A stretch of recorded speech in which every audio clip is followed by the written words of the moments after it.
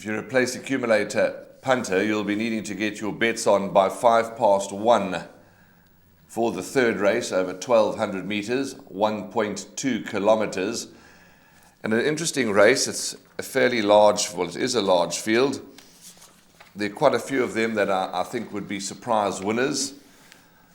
But Graham, after much time spent on this race, I've decided that it's going to be a boat race between number 1, Intuitive, and 2, Vivacious. Intuitive, the Visionaire filly for me, really caught my attention on debut. Flew to run second to Eager Duchess, and in fact 1 or 2 more jumps and she probably would have made a winning debut. She was the fastest finishing. I like her, and I like her a lot. 2, Vivacious, coming along the right way. Anton Marcus gets the ride. Big runner for me. As many boxed exactas as I can. 2 horses in the PA. Well, I'll be shocked if I go out with just those 2. Well, you've suggested Intuitive as a PA banker on your shortlist, and I've suggested Vivacious as a PA banker on my shortlist. And like you, I do think both have every chance of running into the first 3. Intuitive did catch the eye on debut, finished off like a steam train.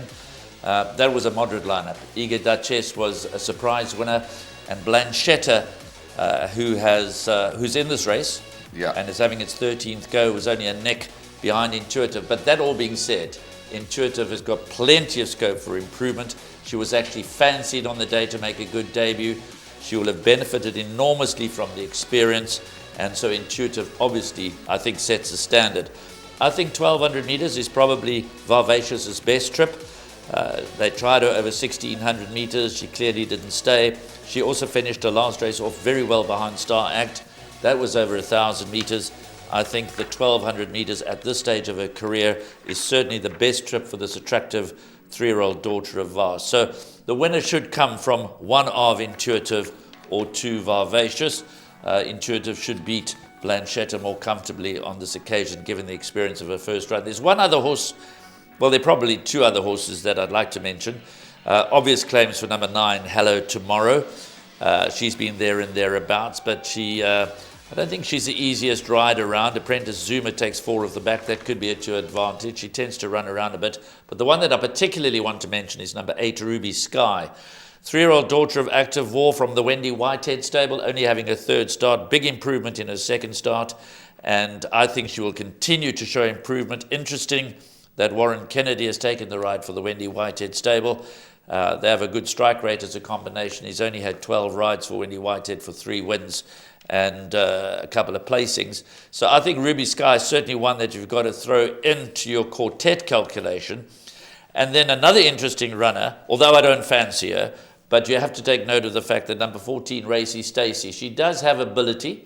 She's a very awkward ride. She pulls very hard. And it's interesting that Peter Muscat has taken the decision to take her all the way back to 1,200 meters, almost as if to say we're starting again. We're going back to basics. We'll put her over 1,200 meters. Let her stretch her legs. Let's not hold her up. Let's give her a head. Let her run a race because she has been a very difficult ride. Donovan Dillon rides Racy Stacey. But like you, I'm in the camp of Intuitive and Vivacious. You prefer Intuitive. I've got a slight fancy for number 2, Vivacious, but I expect them both to be in the first 3. Graham, I know that your runner here is a reserve runner, reserve 1 at this point in time, but would you like to share with the public your thoughts on her last effort in case she gets a run? We are recording early because I actually watched that race with Louis Gerson on that occasion, and she's got pace, this filly, and she seemed to behave. She behaved better. She's got a bit of speed.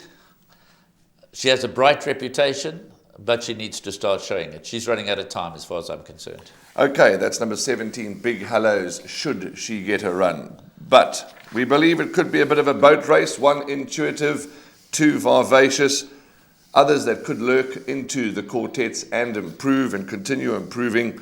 You heard from Graham about numbers 8, Ruby Sky, 9, Hello Tomorrow, and 14, Racy Stacey. 10, Blanchetta. 1 I'd like to add is number 7, Indo Marvel, who is returning from a 70-day rest, but showed improvement from run 1 to run 2.